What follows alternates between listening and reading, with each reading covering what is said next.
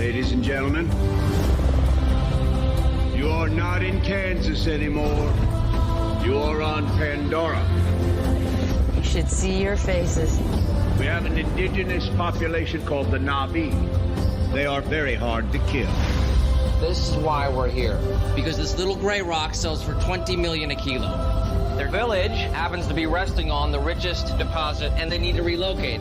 Those savages are threatening our whole operation. We're on the brink of war, and you're supposed to be finding a diplomatic solution. The concept is to drive these remotely controlled bodies called avatars. They're grown from human DNA mixed with DNA of the natives. Marine in an avatar body. That's a potent mix. You get me what I need, I'll see to it you get your legs back. Your real legs. Hell yeah, sir. Looks like you. This is your avatar. Just relax and let your mind go blank. It shouldn't be hard for you.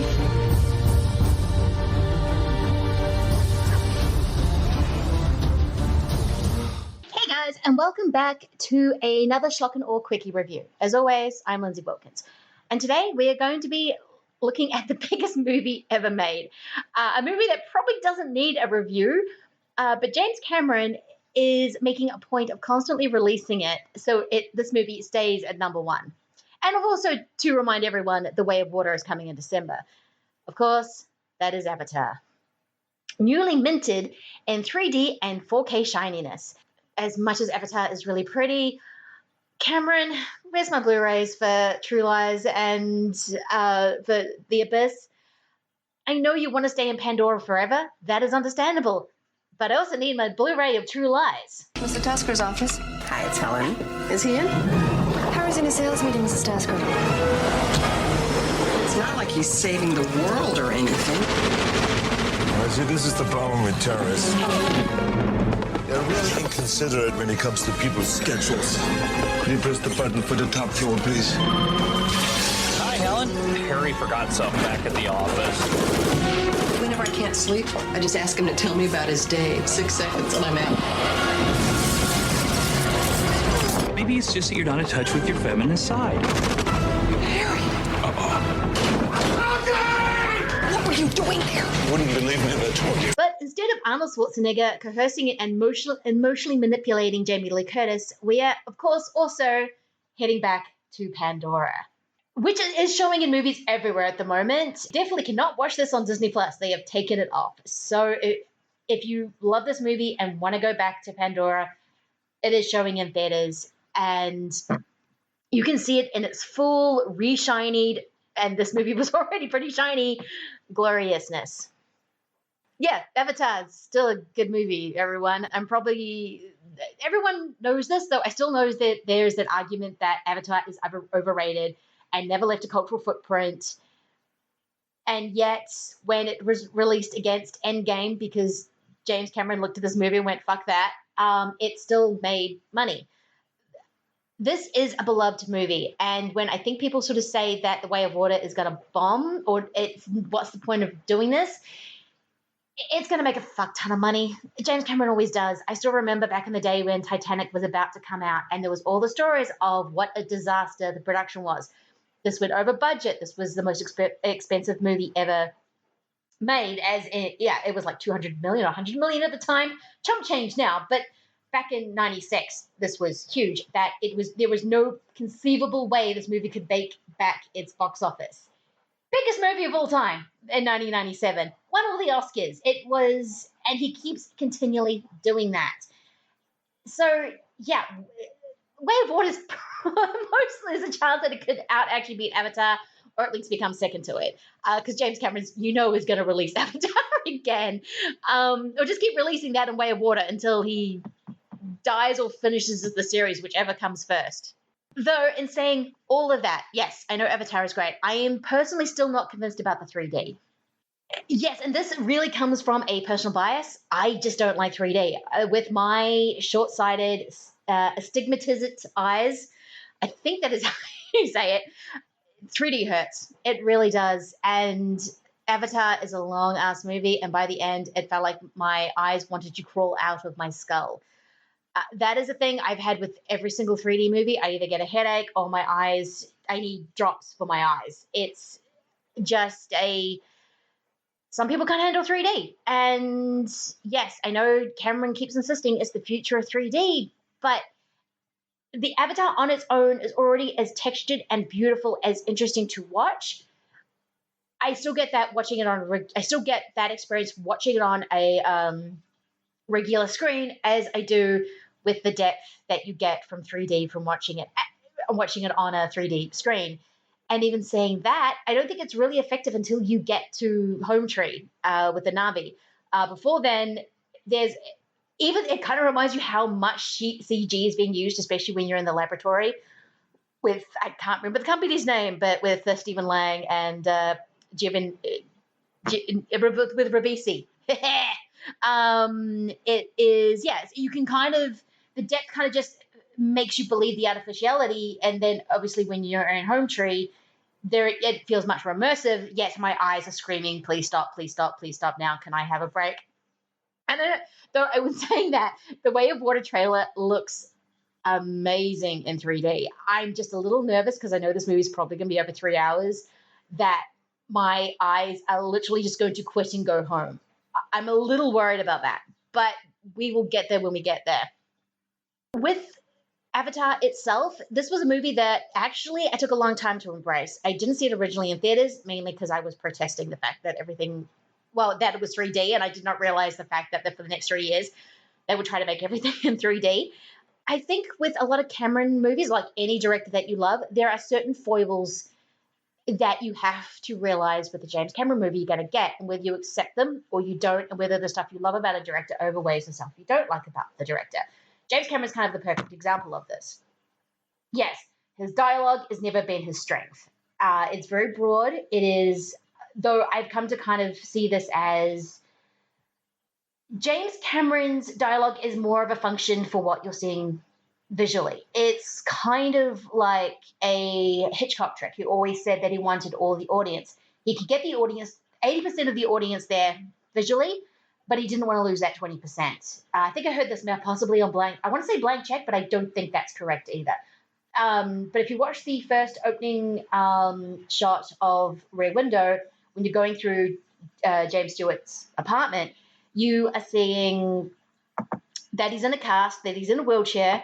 Also, you're seeing a series of photos, yes, that he is a photojournalist, that he goes to a lot of dangerous places, that I think there's even a photo of the event where he was injured, which is at I think it was a racetrack or something. And then you hear James Stewart on the phone with his publisher saying that exact information. This is kind of seeing what I think James Cameron does in a lot of his movies.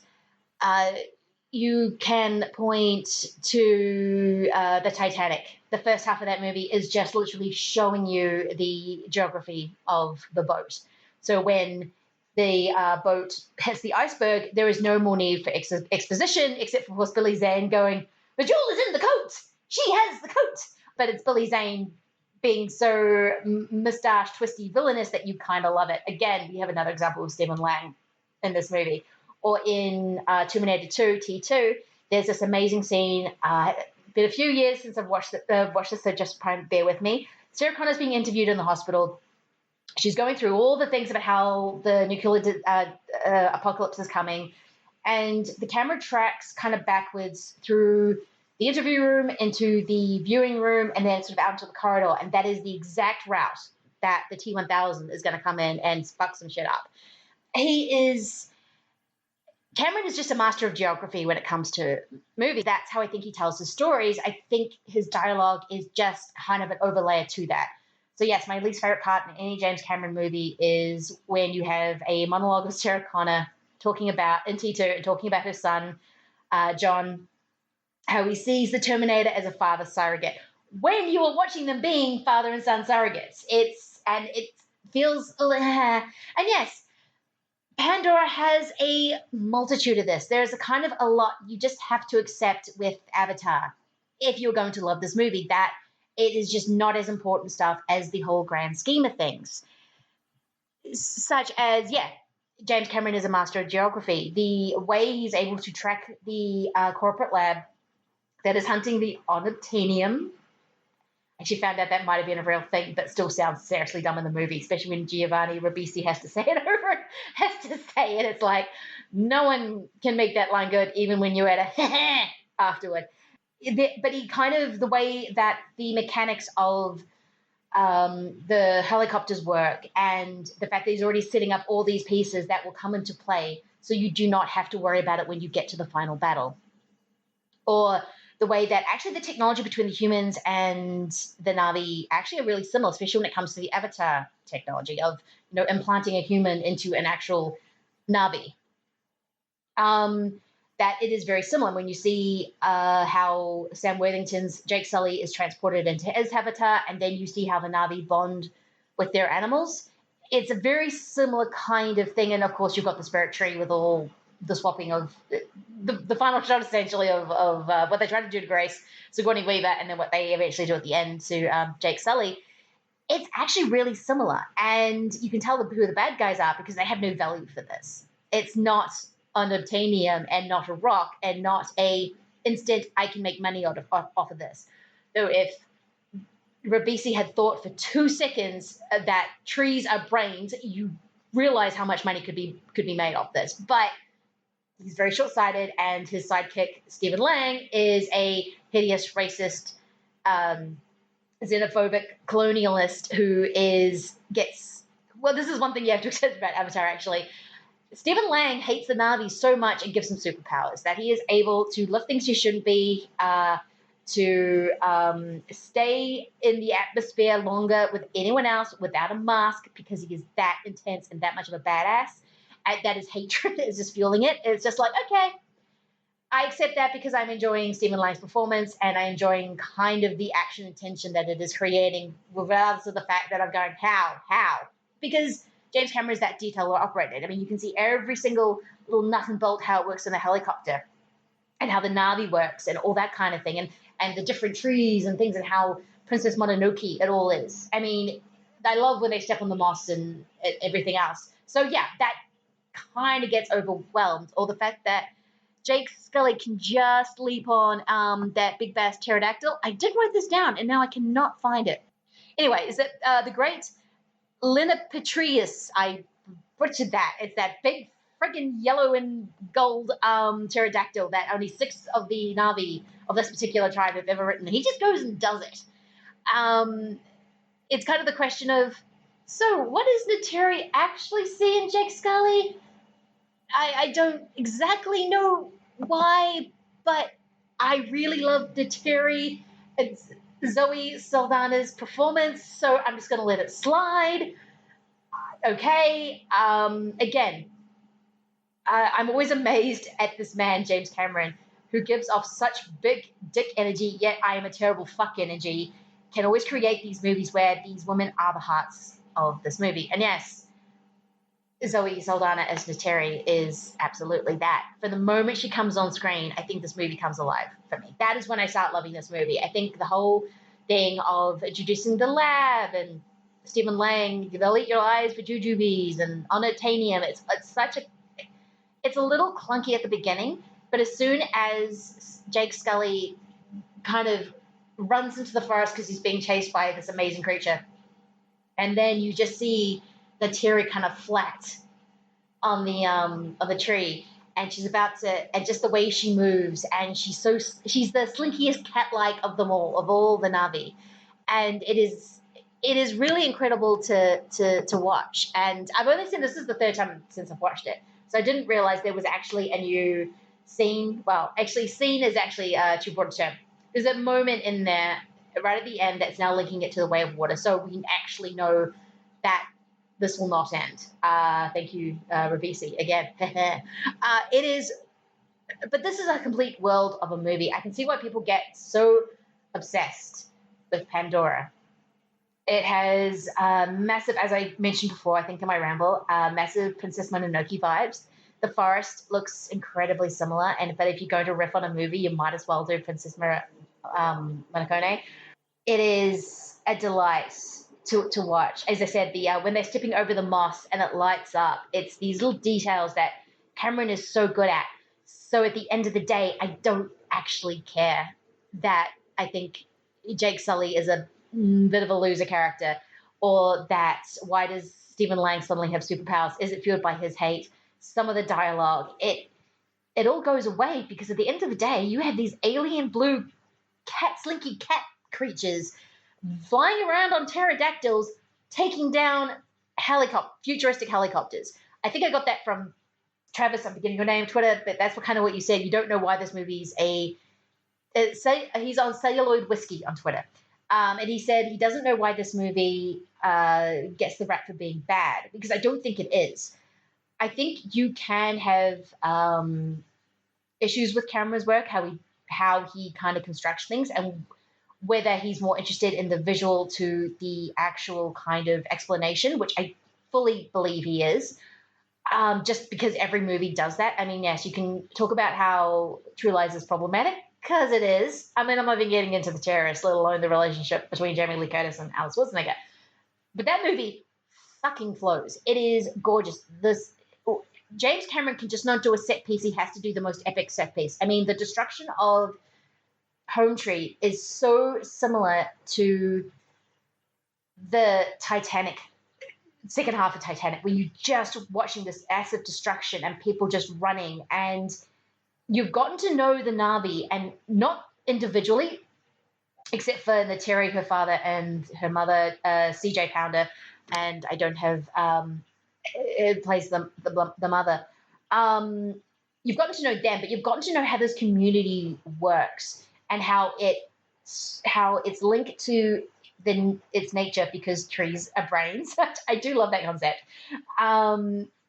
It's so internally linked that when they destroy Home Tree, it is not just destroying their home, it's destroying a part of them.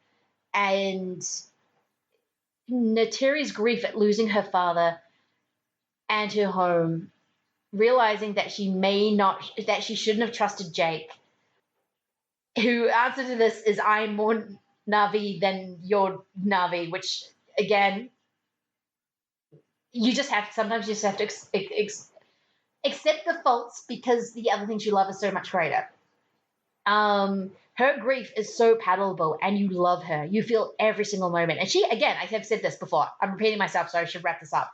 She is the heart of this movie. If you don't connect with Zoe Saldana's Nateri, then you're not going to connect with this movie. But if you do, if you connect with her and you connect with this world, then it does feel like coming home. Just like when I watched Jurassic Park, because I watched that as an 11-year-old looking up at the screen and went, holy shit, Steven Spielberg brought back dinosaurs. This is looking up at a screen and going, holy shit, James Cameron created a whole new planet and a whole new civilization with their rules, language, everything like that. And that is a massive achievement. And I think Cameron is definitely in that Spielberg kind of area where we just take him for granted, because he's always going to be a high, consistent level filmmaker. And we've all been through that phase of thinking we're too cool for Cameron and Spielberg. We've all been there. We've all been in their early 20s, and suddenly we're going to go for Lynch and Von Trier, speaking to me personally, and Haneke. But maybe not. Actually, the last two directors just traumatized me. But that's another story. But we've all kind of gone for those art house directors and think we're too cool for the big guns. And when we get older, you go back and you realize, hang on a minute, these guys keep making the biggest movies of all time because they're that good. And I think Avatar is a movie that rules. And if you eyes can handle going to see 3D, definitely go see it in theaters. I think it's up for 2 weeks, and just get yourself pumped for The Way of Water. Because I am now officially excited for Way of Water, even though I'm going to have to make a decision if I'm seeing it in 3D. But that is all for this quickie review. Yes, I realize probably Avatar does not need my personal bump. It's doing fine. I've been kind of thinking about it for the last few days, and I wanted to talk about it. So I will be back next time with another quickie review. All right, thanks, guys. Bye.